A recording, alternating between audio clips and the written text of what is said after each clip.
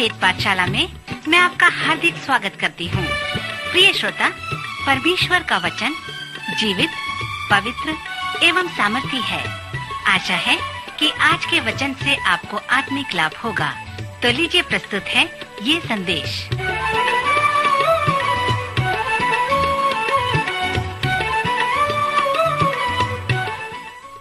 नमस्कार श्रोता मित्र, वेद पाठशाला की अगली कक्षा में आपका स्वागत है।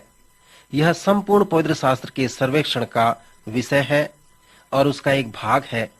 हमारे सर्वेक्षण ने हमें पुराने नियम के अध्ययन के बाद नए नियम में पौलुस प्रेरित की पत्रियों तक ले आया है।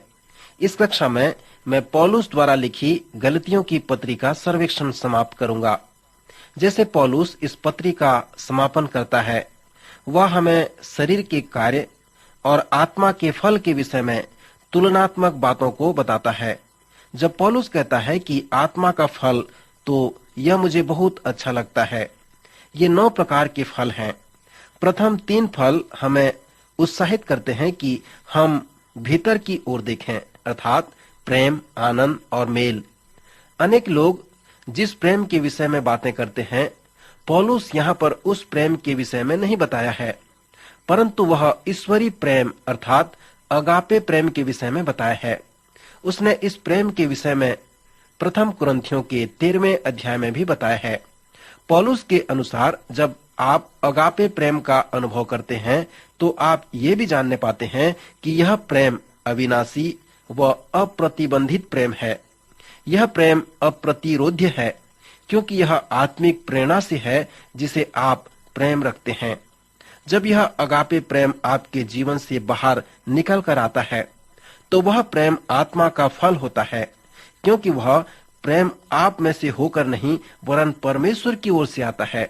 मेरे विचार से हम तब तक अगापे प्रेम नहीं रख सकते जब तक हम उस सच्चाई को न मान लें कि हम इस तरह से प्रेम नहीं रख सकते, परंतु हमारे द्वारा परमेश्वर उस तरह से प्रेम रख सकता है।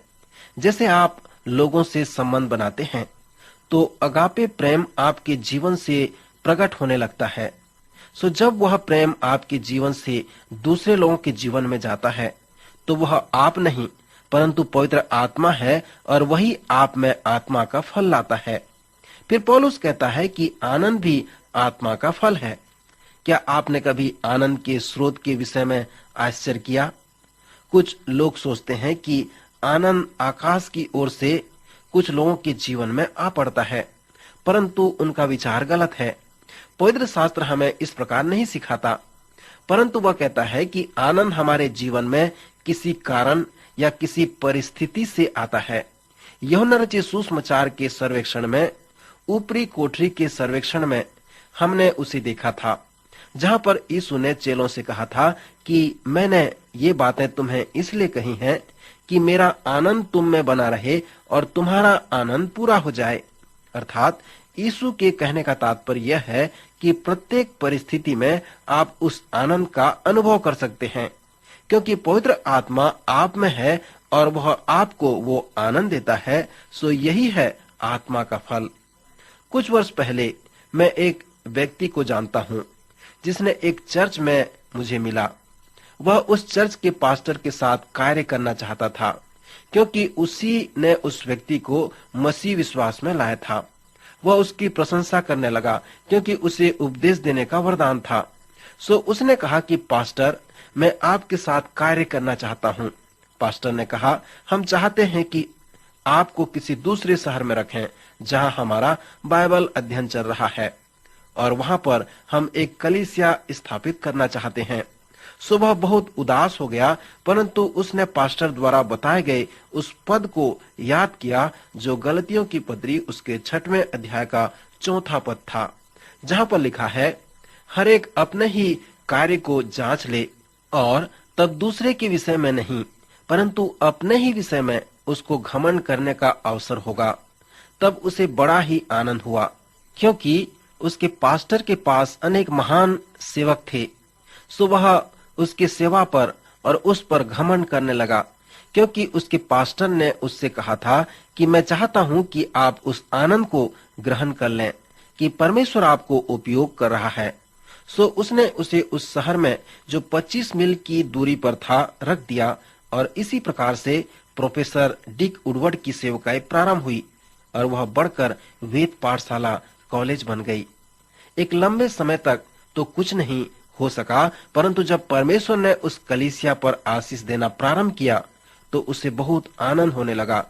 जब फल मिलने का परिणाम सामने आता है तो अधिक आनंद होने लगता है। फलवंत होना आनंद की ओर अगुवाई करता है। इस पद में पौलुस हमसे कहता है कि एक आनंद है जो पवित्र आत्मा के द्वारा हमारे जीवन में उमड़ता है। इसलिए पौलुस ने फिलिपियों को आनंद के विषय में लिखा है। पौलुस ने इस आनंद के विषय को बंदीगृह से लिखा है। सो उस बंदीगृह के मध्य भी वह बार बार आनंद के विषय में बातें करता है। यदि आप इस प्रकार जेल में होते तो क्या आप पौलुस के समान आनंद की बातें लिखते? उसने अपनी पत्री में हमेशा आनंद के विषय को लिखा है। सो यहाँ पर भी उसने उस आनंद के विषय में लिखा है, क्योंकि आनंद जो है वह आत्मा का फल है और पौलुस परमेश्वर के पवित्र आत्मा से भरा हुआ था ताकि आप और मैं भी प्रत्येक परिस्थिति में आनंद के साथ जीवन व्यतीत करें। सो पौलुस उन आत्माओं के 9 फलों की सूची हमें बताया है। उसमें प्रथम 2 हैं प्रेम और आनंद। आत्मा का अगला फल है मेल। यह स्वयं पवित्र आत्मा ही है, क्योंकि जब आप में पवित्र आत्मा होगा तब आप में मेल होगा। सो हमने देखा कि प्रेम, आनंद और मेल अंदर से आते हैं और इसका उद्गम स्वयं पवित्र आत्मा है। अगला जो आत्मा का फल है वो लोगों के साथ आपका व्यवहार व संबंध है, अर्थात धीरज, कृपा व भलाई। वास्तविक रूप से देखा जाए तो मैं धीरजमंद नहीं हूँ। दिखने में मैं इस प्रकार लगता हूँ तो ऐसा नहीं हूँ। सो इस प्रकार प्रतिदिन मैं लोगों को मूर्ख बनाता हूँ, परंतु मैंने ये सीखा कि एक ऐसी धीरज है जो परमेश्वर की ओर से है, पवित्र आत्मा की ओर से आता है। यही धीरज परमेश्वर के साथ आपके संबंध का परिणाम है और यह धीरज विश्वास के साथ प्रतीक्षा करना है। क्या आपने कभी अपने बच्चों के बढ़ने की प्रतीक्षा की? मैं और मेरी पत्नी हमारे कुछ बच्चों को विश्वास में आने के लिए प्रतीक्षा किए हैं। जब लोगों के साथ आपके संबंध में आपका धीरज बना रहता है, जब आप परमेश्वर से पूछते हैं कि वह किसी के लिए कुछ करे, तो आपको धीरज की आवश्यकता है और वह प्रेम की प्रतीक्षा कहलाता है। यह हमारे लिए वास्तविक नहीं होता कि हम अपने बच्चों को आत्मिक रूप से परिपक्व होने तक प्रतीक्षा करते रहें। कभी कभी हम परमेश्वर की प्रतीक्षा करते हैं कि वह हमारे बच्चों के जीवन में कार्य करे। पवित्र शास्त्र हमें उत्साहित करता है कि हम यहोवा की बाट जो है उसकी प्रतीक्षा करें। कभी कभी आपको इसी प्रकार करना है, परंतु इसे करने के लिए आपको धीरज की आवश्यकता पड़ेगी और यह धीरज अलौकिक होगा, क्योंकि यह आत्मा का फल है। हमें कहा गया है कि कृपा जो है वो रिश्तेदार या परिवार शब्द से आता है। सबों को ऐसे शिक्षा दो जैसे कि वो आपके परिवार के हैं। जब मैं भोजनालय में भोजन करता हूँ तो मैं अपने आप में सोचता हूँ कि यदि वो वेटर या वेटरिस मेरे बेटे व बेटियां होती तो मैं किस प्रकार उनसे बातें करता। वो हर समय हमें लोगों को इसी प्रकार शिक्षा देना है, क्योंकि कृपा जो है वह आत्मा का फल है। मनुष्य के साथ हमारे संबंध में तीसरे प्रकार का जो आत्मा का फल है वो भलाई है। यह उसका सच्चाई का परिणाम है कि पवित्र आत्मा आप में वास करता है। यीशु मसीह के विषय में नया नियम बताता है कि वह भलाई करता हुआ फिरता रहा। मित्र, भलाई करने में कुछ भी गलती नहीं। अच्छे व भले कार्य हमारा उद्धार नहीं कर सकते, परंतु भले कार्य करने में कोई गलती नहीं होती। जॉन वेस्ली ने कहा है कि जहाँ कहीं भी हो सके, जिसके साथ भी हो सके, कोई भी स्थान क्यों न हो, जितना आपसे हो सके भलाई करते रहो। हमें भलाई करना है, क्योंकि भलाई आत्मा का फल है। जब हम भीतर देखते हैं तो आत्मा का फल प्रेम, आनंद और मेल है। जब हम चारों ओर देखते हैं तो आत्मा का फल धीरज, कृपा व भलाई है। जब हम ऊपर की ओर देखते हैं तो आत्मा का फल विश्वास, नम्रता व संयम है। आइए अब हम विश्वास योग्यता के विषय में ध्यान करें। दूसरे शब्दों में अच्छी योग्यता विश्वसनीयता या भरोसा रखना है। जब मैं छोटा था तो मेरे जीवन में किसी प्रकार का अनुशासन नहीं था, परंतु जब मैं यीशु मसीह को ग्रहण किया, जब मेरा उद्धार हुआ, तब पवित्र आत्मा मेरे जीवन में वास करने लगा और मैंने अपने जीवन में देखा कि अनुशासन मेरे जीवन में धीरे धीरे आने लगा। फिर नम्रता भी आत्मा का एक फल है।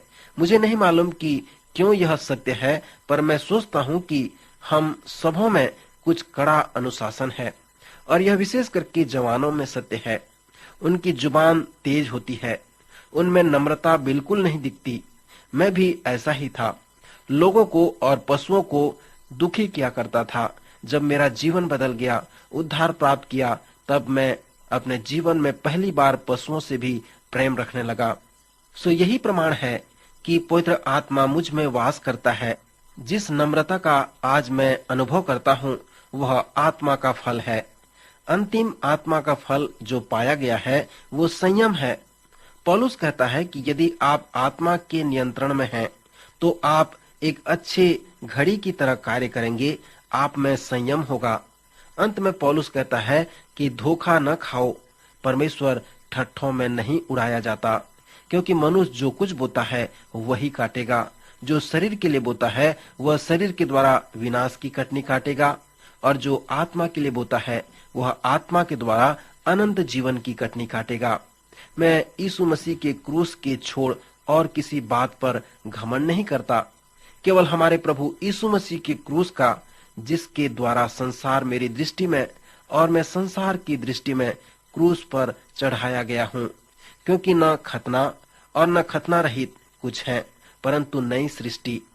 उसी प्रकार रोमियो के 12वें अध्याय पहले पद में पौलुस कहता है, इसलिए हे भाइयों, मैं तुमसे परमेश्वर की दया स्मरण दिलाकर विनती करता हूँ कि अपने शरीरों को जीवित, पवित्र और परमेश्वर को भावता हुआ बलिदान करके चढ़ाओ।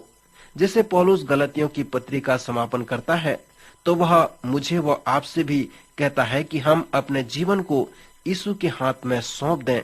यदि आप ऐसा करेंगे तो संसार आपके लिए मर जाएगा और आप संसार के लिए मर जाएंगे। अंत में पौलुस कहता है, आगे को कोई मुझे दुख न दे, क्योंकि मैं यीशु के दागों को अपनी देह में लिए फिरता हूँ।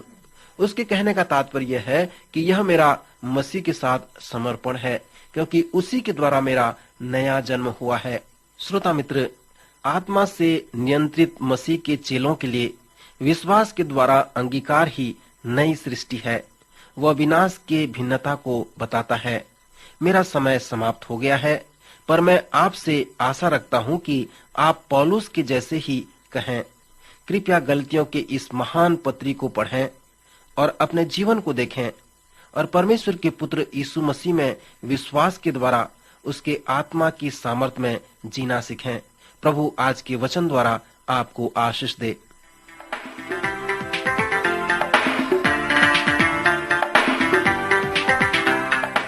अभी आप सुन रहे थे कार्यक्रम वेद पाठशाला।